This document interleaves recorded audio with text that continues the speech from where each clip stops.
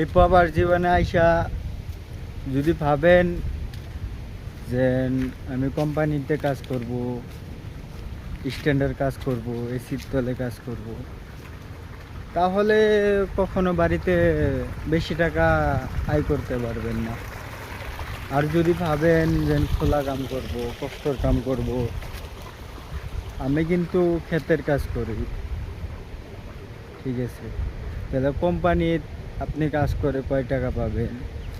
আপনি যদি খোলা ময়দানের কাজ করেন, বাগানের কাজ করেন, ক্ষেতের কাজ করেন, এই যে দেখুন আমার হাতে কোদালটা দেখতেছেন, আমি কখনোই যখন বাড়িতে ক্ষেত ক্ষেত খোলা করতো তখন কিন্তু আমি বাড়িতে যাইতামই না, খেতে যাইতাম না। হুম। এখন দেখুন পরিস্থিতি মানুষের কোত্থেকে কই আনে, ঠিক আছে? এই এত বেলের মধ্যে কাম করি, এই কোদালটা দেখতেছেন, এটাই আমার 2 টাকা বেশি পাঠাইতে পারবো, এই জন্যে আমি ক্ষেতের কাজ করি।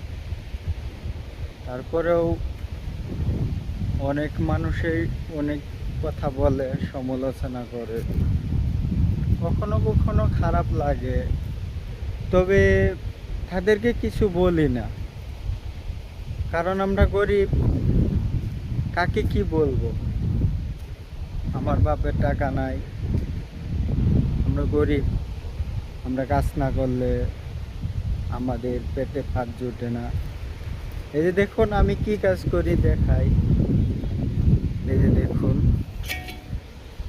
এই এই যে সবজি ক্ষেত, কিন্তু এটা আমি সবজি ক্ষেতের কাজ করি, ও এভরিথিং ক্ষেতের কাজ করি, 2 টাকা আয় করতে পারবো কারণে। দেখছুন মরুভূমি জায়গা, যত জায়গা দেখবেন মরুভূমি। তো এটাই আমাদের পারপাস লাইফ। তো ঠিক আছে, ওকে, সবাই ভালো থাকবেন।